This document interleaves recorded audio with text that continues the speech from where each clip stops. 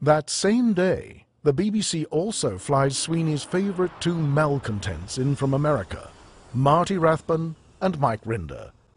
They are accompanied by Rathbun's wife and one of Rinder's two girlfriends for a week of fun, frolic and interviews, an all-expenses-paid vacation worth over £7,000 billed directly to the BBC. 24 hours later, and indeed for several days after that, John Sweeney, his camera crew, and Rinder and Rathbun are found filming in front of several church properties, including a restored former office of Scientology founder L. Ron Hubbard.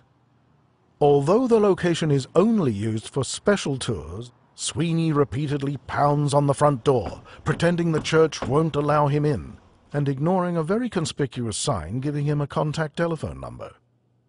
To anyone viewing the security tape, it is yet another obvious tabloid stunt designed to make the church look like it won't give the BBC access, when in reality, the BBC hasn't even asked. Seeing this, church executives inform the BBC that, while they are more than willing to go on camera for the Panorama program, it is clearly not possible to work with a reporter with such a personal interest in bashing their religion. 2 months go by with no contact from the BBC. And then on the 17th of February, John Sweeney's new producer, Katie Stead, finally emails Tommy Davis in Los Angeles, listing Panorama's allegations and notifying him the church has 7 days to respond on camera before the Panorama team leaves the United States. That's right. John Sweeney and his crew were already there in Los Angeles, interviewing ex-Scientologists they had paid to fly in from all over the United States. There's Rathbun, Mike Rinder's full-time corroborator for Rinder's story.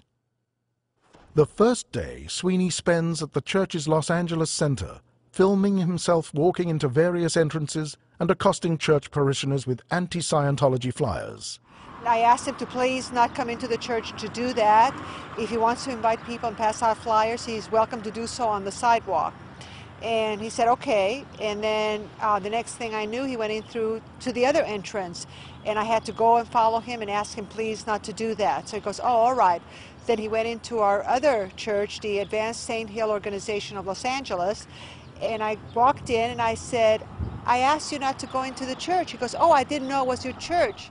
But John Sweeney knew it was. That's him in the exact same place 3 years earlier during his tour of the church complex with Tommy Davis. The next day, in front of church locations around Los Angeles, Sweeney elicits for his cameras what carping criticisms he can from what few disgraced former members he can dredge up. One of them is Amy Scobie, dismissed years earlier from her junior staff position for incompetence, deceit, and serial sexual misconduct. She is just one of several women physically abused by Rinder, but has apparently forgiven all to help flog her self-published book. Sweeney takes this small band of detractors back, once again unannounced, to Golden Era Productions to stage more stunts and interviews. During this visit, he showers these anti-Scientologists with hugs and kisses, never once attempting to contact, let alone hug, any of the top church executives working right there. For while he is perfectly willing to interview any person critical of the church, including flying them at considerable expense across thousands of miles, he never speaks to a single Scientology executive, although they are working right inside the buildings he has been filming. But he is willing to fly another 2,000 miles himself to interview his prize defector, Mike Rinder. This is where Sweeney would stage many more stunts, including this one, interviewing Rinder in the exact same infamous rooftop location he had used for Sean Lonsdale 3 years earlier. There is where Rinder sells his soul to give the BBC what Sweeney so desperately wants, an excuse for his abhorrent and deranged meltdown. It's a deceitful act, but then again, this is the character of Mike Rinder, a man who had not only turned his back on his religion, he had abandoned his family as well. After his sudden departure from the church in 2007, Rinder's wife flies out to see Rinder after multiple failed efforts to reach him. Her purpose?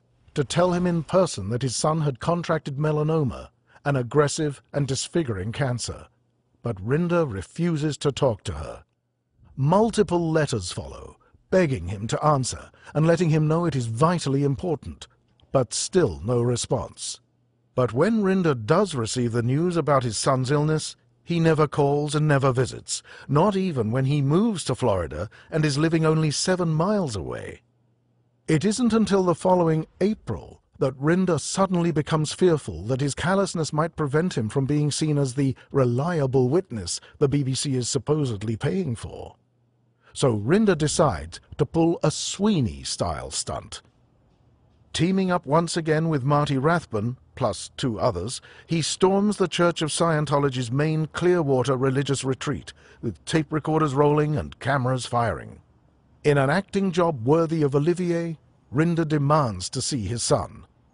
The police interview the young man inside and return, reporting to Rinder that his son does not want to see him and indeed wants nothing more to do with him. Any other father might have been hurt or offended, but any other father would not have brought along a 3-person camera team led by his pet bully, Marty Rathbun. Because the fact is, Rinder doesn't care about his son.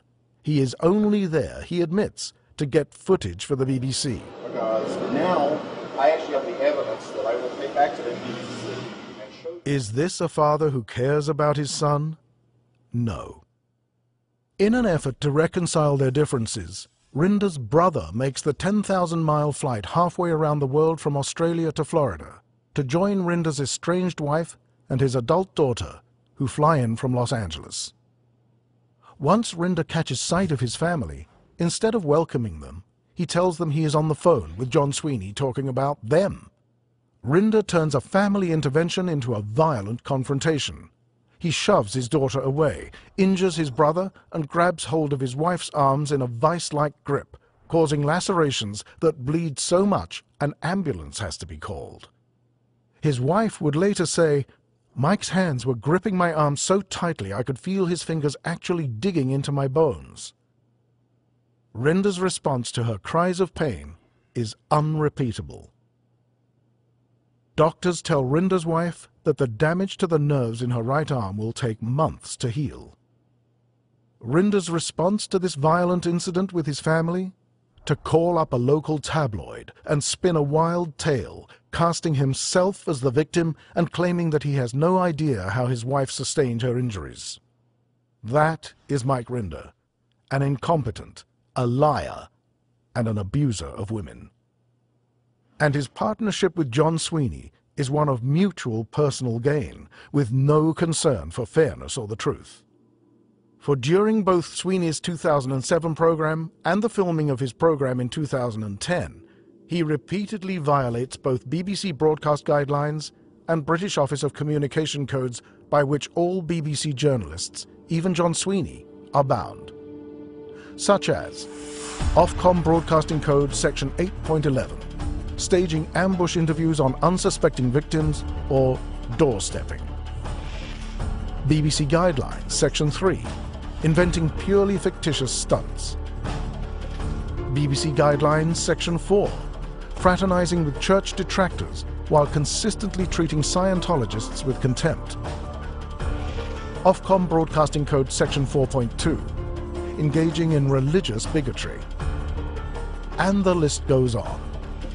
BBC Guidelines Section 3, Ofcom Broadcasting Code Section 5.1, Ofcom Broadcasting Code Section 5.7, Ofcom Broadcasting Code Section 5.8, and on and on.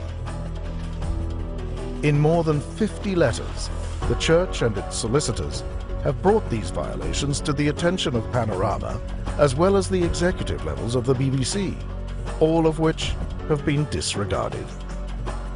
The BBC has also failed to respond to requests for specifics behind any of the allegations they have made, but have chosen instead to endorse Sweeney in his attempt to cobble together a story bereft of facts. And helping Sweeney to fabricate this story are the likes of Mike Rinder and his corroborator, Marty Rathbun.